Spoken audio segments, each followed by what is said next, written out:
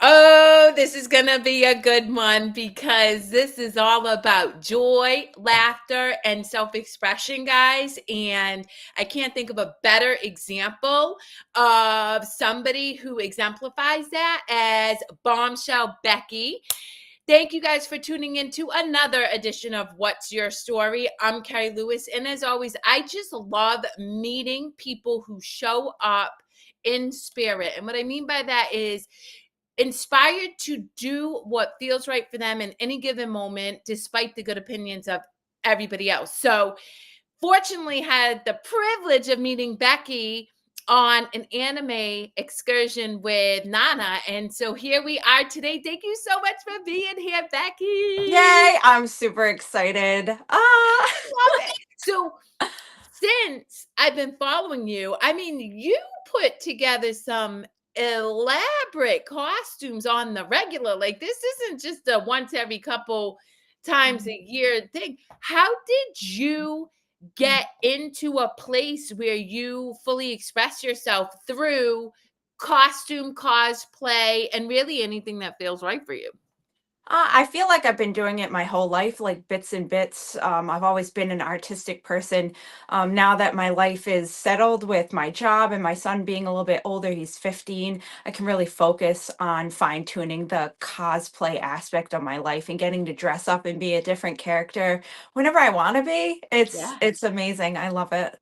I know, and you can tell because it exudes energetically from you. Like you can see that it brings you joy. So, why don't you share with the listening audience a little bit about who you are? Because you have a day job. It's not like you just dress up all day long and hang out in costume. You actually show up in service to people. I do. I am a nurse. I've been a nurse for 12 years. Um, I did geriatrics, I did hospice for 6, and I just transitioned into doing dialysis, which I absolutely love. I love taking care of people. I love being funny and different when I work with them, so it gives them joy throughout their day, especially with dialysis, because they're on the machine for like 3 to 4 hours. So if I can just like be goofy with them or joke around with them, I feel like it's a nice little pop to the experience for them. But I love taking care of people and I love being a nurse. Yeah, and I think your ability to step into your individuality, like showing up Mhm. however you feel in whatever given moment, is in service to people too, because as we show up in our unique individual self without filter, we give people permission to do the Mhm. same.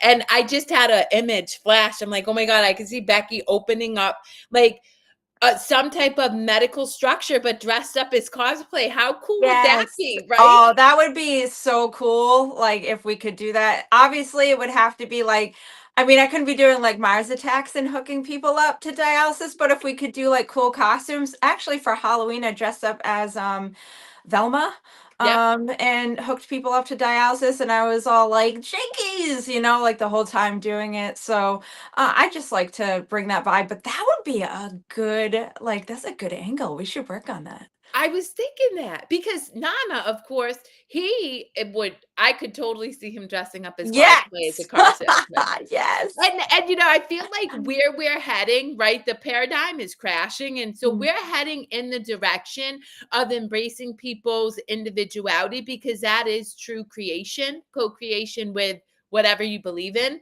mm. And so it would not surprise me if in the future that is really something that people are able to embrace and step into more and more. So I do want to ask, so, you know, being a hospice nurse, obviously you're observing people transition.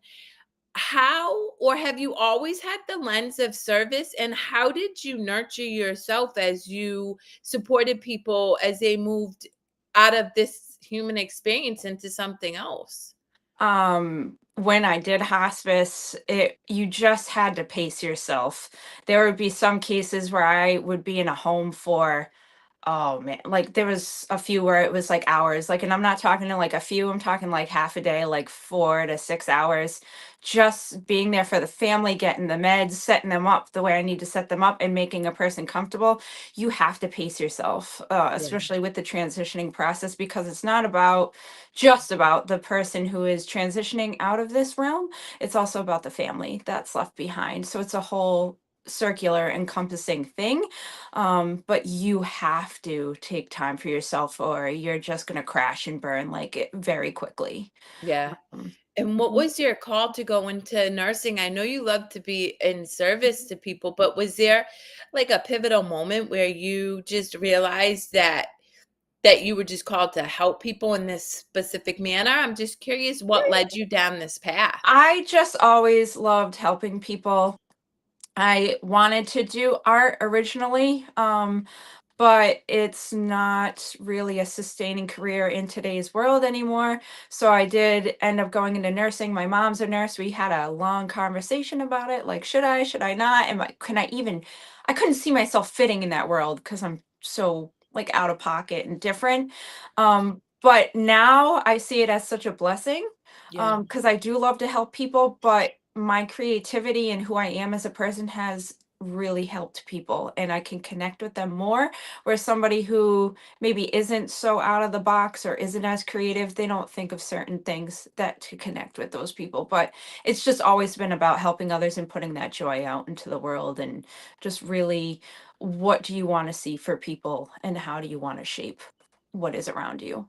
Yeah, that's beautifully put. And it's so interesting. I totally agree. I think nursing and really any service orientated space when you're with other energies requires out of the box thinking. I think this idea of cookie cutter experiences is what keeps people from connection. And Mhm. if we're talking about healthcare and somebody's either facing end of life or the possibility of, a kidney transplant or being on dialysis for hours, right?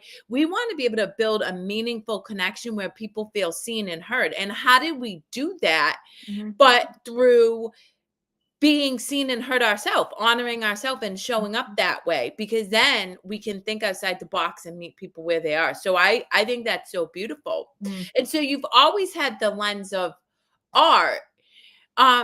When did you start giving yourself permission to dress up or kind of step outside of the story or illusion that Oh. is Becky? Since I could buy my own clothes.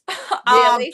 But I have to say I am super blessed to have a mother that uh would allow me to express myself, because when you have parents, sometimes they're the ones buying the clothes because you don't have a job yet, that kind of thing. My mom's always been the type like, you do you, girl. And I remember being like in the goth phase and like Yeah. loving like Marilyn Manson and being like, oh, and all these other kids in school were like, I like that too. But my mom was like, girl, you want the black lipstick this week? You want the fishnets? Like, but she let me, because she told me if she doesn't allow me to express myself, I'm going to feel less valued. I'm going to feel like not important, and I'm going to rebel, like, because I'm going to want to like lash out because you're not letting me express myself. So she saw that, and that's how my mom is. So I was super blessed to always have that kind of being allowed to be me. Yeah. And I think that's what's helped me become who I am today. Yeah, that's awesome. And I shout out to Mama Dukes for Yeah. that because it is so important in this day and age. I always tell people our job as parents is to teach our children how to think, not what to think. Mhm. And that means being able to embrace them where they're at, whatever it is that feels right for them, even if it makes no sense for us, because sometimes it absolutely doesn't. I, like you, went into a goth phase. I, unlike you, was not supported, but I rebelled and did it anyway. That's what I'm Hence saying. being That's on what the she streets said. She's like, at "What? You're gonna 14. go?" She's like, "I don't want you like going to Hot Topic and like stealing clothes off the rack." You know what I mean? Like, Yeah. and exactly your point. She was like, "I don't get it. it makes no sense to me. Like, girls are supposed to be pink and like the bows and stuff, but she's like, you're not doing drugs, you're not, doing anything crazy. You're expressing yourself through your clothing. So really, what's wrong with that? Yeah, So it's really laid the foundation for who I am. that's beautiful. And so now, so when we were talking when we first met, you originally did pinups, right? Is that Yes. how you started into this, like, uh showing up as different characters? Because I imagine first you, like, showed up in goth for a good chunk of time. It Yeah. wasn't every day you showed up as a No. different individual. But now you show up in all different costumes, Mhm. like, it depends on the day, but it's like a scary monster or this beautiful bombshell, and I'm like, Wait, "What what? the" Yeah. What? I Whiplash. Yeah. know, I love Okay. it though, it's so fun. But so did you start with just pinups or Um, Not really. I kind of melded all the worlds. Like Halloween's my favorite, so I would do those kind of things. And I've always had a love for horror movies, so I'd always like practice SFX makeup and doing those kind of things. Pinup definitely wasn't the first, it was just a part of the journey. Mhm. But that's where I found myself settled for about 6 years because my son was younger. I wasn't as settled in my job because I had a little bit more of a demanding career with hospice where you're always on the road. Um, I just found that was my outlet at the time that I could feasibly do. It wasn't as demanding as cosplay. Cosplay is very, very, very demanding. Where pinup, you can buy a dress and you do the hair. You can make like hair pieces. It's not as demanding, but it gave me that creative outlet when I needed it for the Yeah. last 6 years. So let's talk about the demand. Mm. What goes into showing up as one of the monsters you show up as, and then A anything lot. day? A lot. For me, how I tackle it is I will think of what I want to do, who I want to be, or what I want to be. I will study that character, and I'm talking about like I will watch a show every day, all day.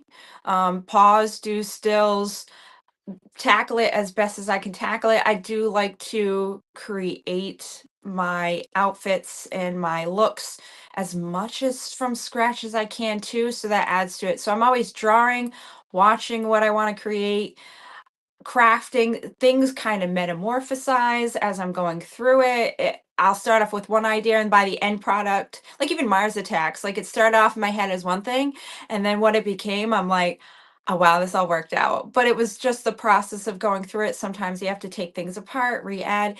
It's a lot. It's a lot. Yeah, Mhm. it's interesting. Nana is like talking to all his cosplay people now for Comic-Con in New York at the end of Yeah. August, and I'm like, "What is going on?" Like, I mean, and he isn't as elaborate as you with his costumes. So it's been fascinating to Mhm. see the unfolding of even his journey Yeah. in this industry. And so you create these elaborate costumes, and then do you just dress up at home? Like, what do you do Yeah, with so I'm them? actually like I'm in my cosplay room right now where I do most of my stuff. Like I'm surrounded by just projects.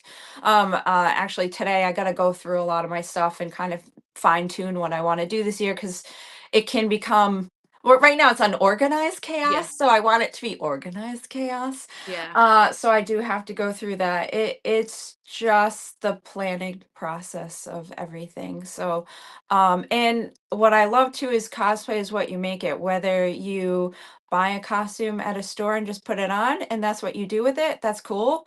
Or if you're like me where you make stuff from scratch and you really like put work into the costume, it doesn't matter. It's all about how you want to express yourself at the end of the day. yeah.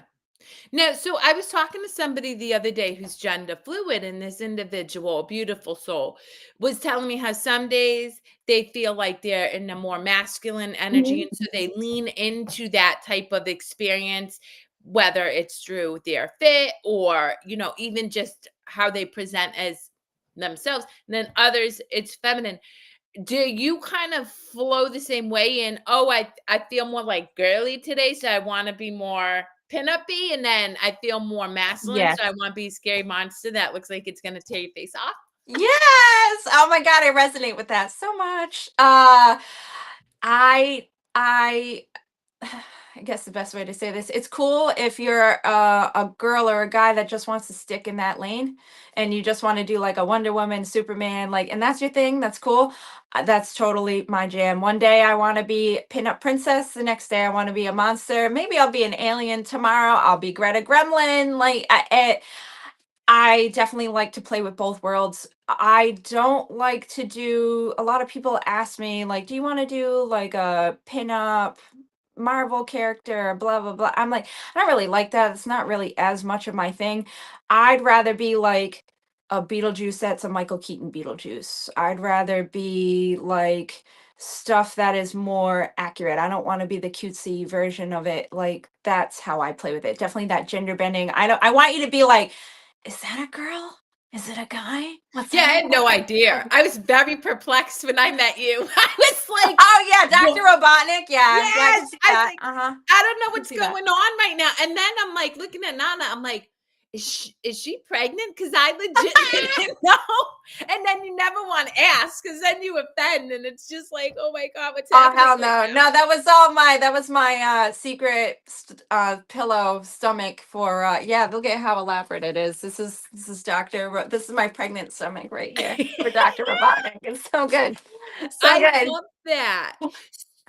So obviously I'm a mental health, like, I'm passionate about mental health, and I think that mental health is associated with the individuality. I think that suffering Mhm. as a whole comes from this idea that we're meant to compartmentalize our lives.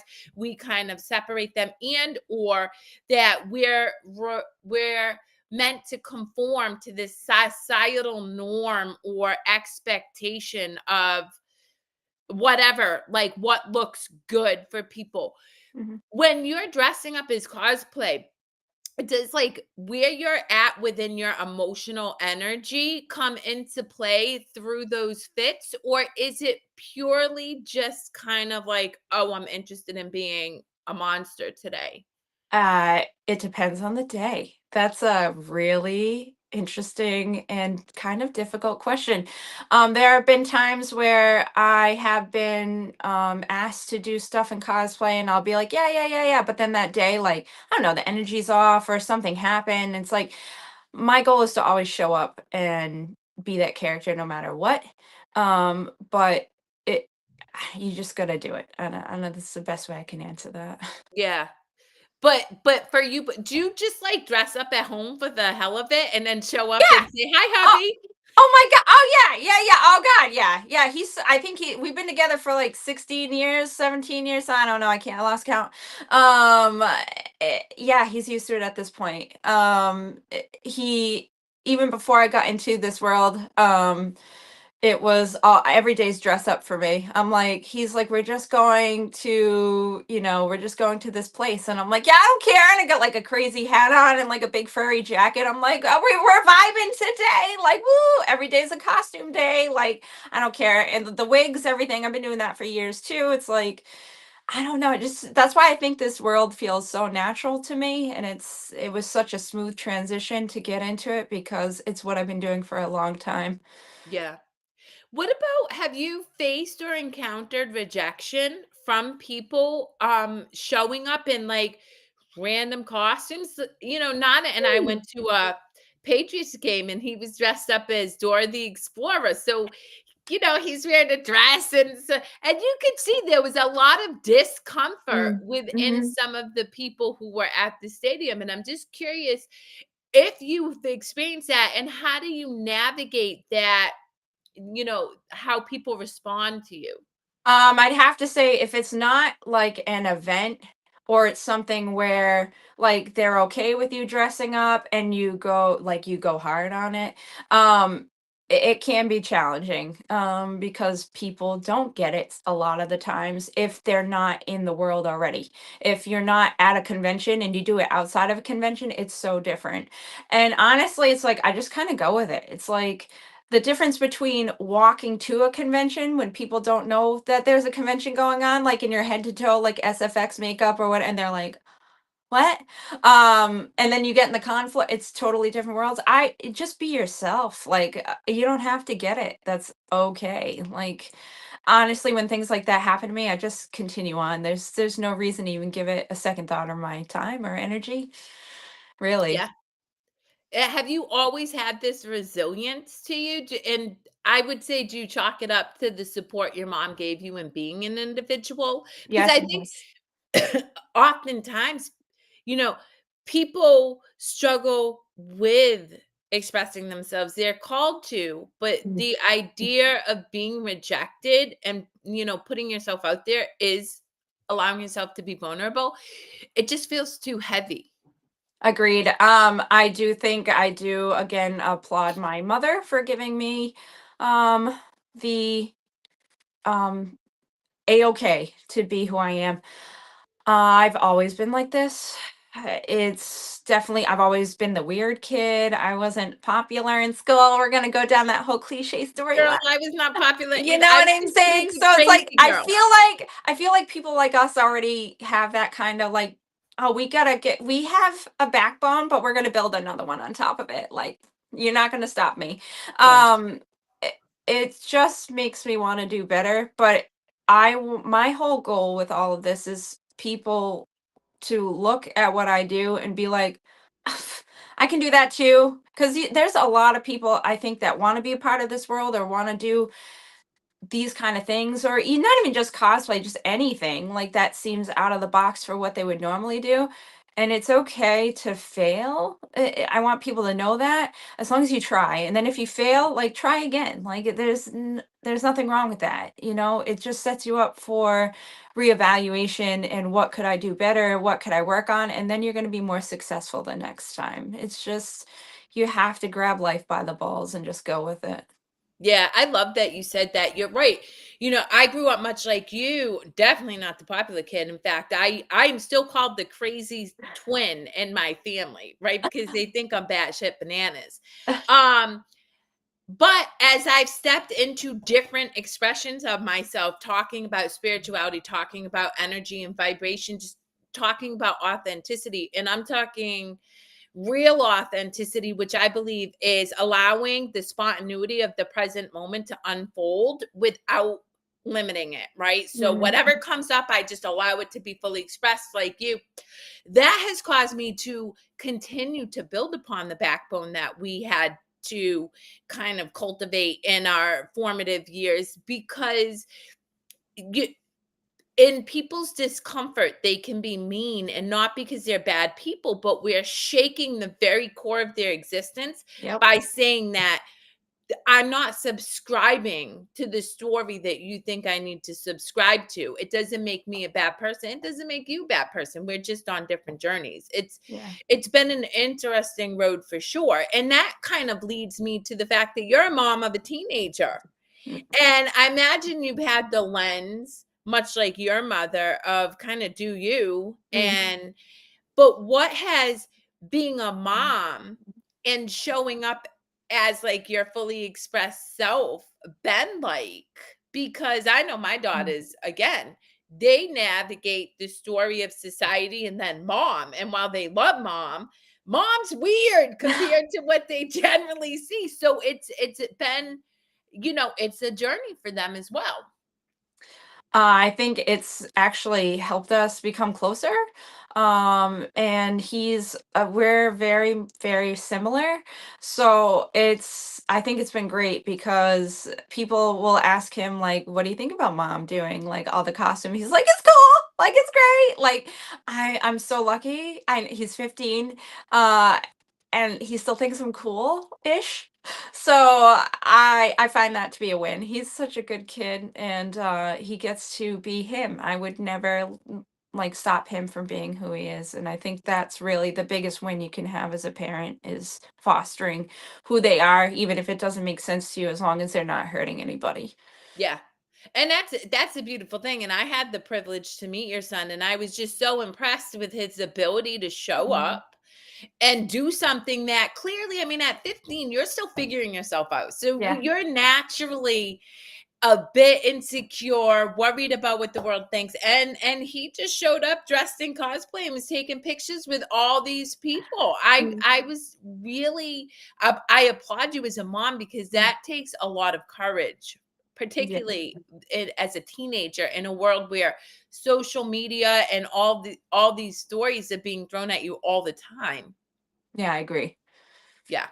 So what is it you hope, like, what is your goal with this, like, cosplay experience? Do you just want to continue to become more creative in what you make? Do you want to, are you like geared toward like Nana where he wants to be a cosplay influencer? What is it you hope to grow into through your expression of all these different characters? A little bit of everything. Definitely, I want to challenge myself with what I do next. I always want to elevate the next thing I do.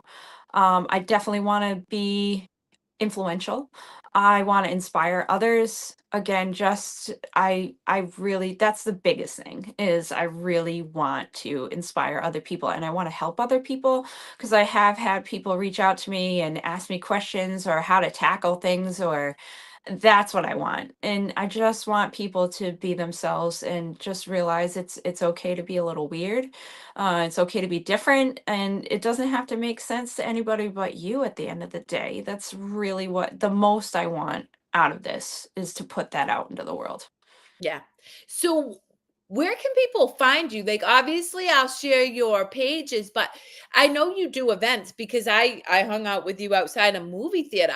But I guess the better question is how do you find places to show up in character? So it's kind of like what Nana does. You establish relationships with people through the conventions, and then if you have a really good connection with somebody, you end up talking on like Instagram, and then you get invited to things. I don't ever like to, I don't know. I feel I'm not one of those people like, oh, let me go to everything. And like, unless I really want to get into something, I would probably ask, like, hey, you cool with like Martha Chats coming? But it's the connections you make, and then you get asked to do these things. That's kind of how I've found my place with doing the events that I do. Like the movie theater experience is through Kason, who does the male Harley Quinn cosplay. I love him. So he had asked me, and movies are like, they are my life. They've always been my life. I love movies. So when he asked me initially, like, do you want to come and bring your male Beetlejuice and just, rock out at this movie premiere in Dartmouth? I was like, yeah, Yeah, oh my I know. God, I was like, yeah. wait, Are this you is kidding even me? a thing? Are you kidding me? Oh my God, I had so much fun harassing people that day. It was so good.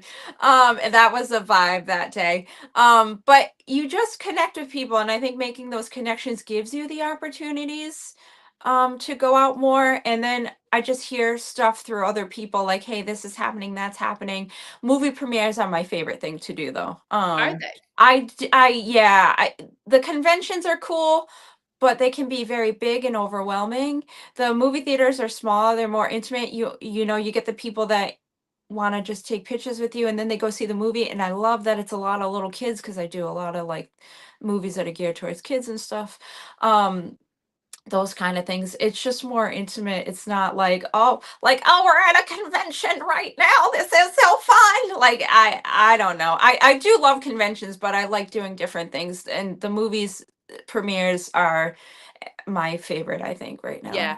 It's interesting you say that. I went to 2 conventions with Nana, and one I was like, "I'm never doing this again," and I love people, but it's just like I always laughed at my daughters, because the narrative is, "Mom, my social battery's empty now," and I'm Yes, like, oh my "What God. are you talking about?" But then I went to a convention, and I'm like, "Oh my god, my There it social is. battery is empty." I'm Yeah, like, "This is there it is. banana pants." Um, so I totally get that, and then in terms of movies, yeah, we went to Sonic, Mm, and just being able to see the joy of the kids, or even like the surprise and the yes. shock, and the ability to make people laugh was just, it was so touching Mhm. to watch, because that I feel like is meant, that's a human connection in its finest, right? It doesn't have to be this deep, meaningful relationship. Right. It can just be a touch point, a moment in time that one person shows up in service to another just through their authenticity. And in that brought joy and love to that person. That is the power of connection. I agree. Yeah, that's beautiful. So what would you like to share with the audience? Like, is there any message or anything you would want to impart before we end this interview? Just be yourself. Don't worry about what other people think, and just continue to do you. Don't worry about anything else. I love that so much. Bombshell Becky. If anybody is interested in what Becky had to say, please follow her, like her, share her looks. If you know anybody who, is inspired. Actually, will you do me a favor before we hang up? Can Mm. you just show the audience some of like the pieces that you made? Like I see the one Sure. behind you, which is so cool. What are you talking about, Greta? Anyone. Just Well, this is I want people to see the caliber of your work because it's amazing. I'm gonna put her down. So, I did not make Greta. I bought her. She is a prosthetic mask that I painted myself. The ears I did make. But I'll show you Mars Attacks because I did make him from scratch. He is my baby. So he is the base of this is one of those cheap Halloween skeletons Yep. with the movable jaw. So all of the rest is foam clay that I hand sculpted. This is all hand sculpted. The eyes are the Christmas ornaments. Yeah. And then yeah, it's all foam clay. That And is then so wildly impressive. How long did that take you to make? he's my baby. It took me the whole summer, this past summer. Um, just I'm talking hours in this room in the heat, just staring at it like, is it Mars Attacks enough? Is it good enough? Is it like literally and the costume too? It's like I up until the night before Comic-Con, like sewing that thing still by hand. But this is my baby right now. I absolutely love him. He's oh God. He's Yeah, I gorgeous. love him. I love Mars Attacks. So this is Mars Attacks. I got Doctor. I'll put him on the floor for a minute. I got Dr. Robotnik. Again, what I like to do is I like to take old Halloween masks and add to them or do what I can to make it different. So this was actually like the base is a clown mask, Yep. skin color painted, obviously with the pink nose. These are steampunk goggles. I just added to it, and then the glasses, and then obviously the fur mustache for my. And I actually met you as Dr. Robotnik. And So wah, it ah, was ah, ah. I know it was so great to see that. It's so amazing. All right, guys, I highly encourage you to share Becky's, page, and trust that what she says is true, because I talk about it all the time. The reality is the gift that we give to the world is ourselves.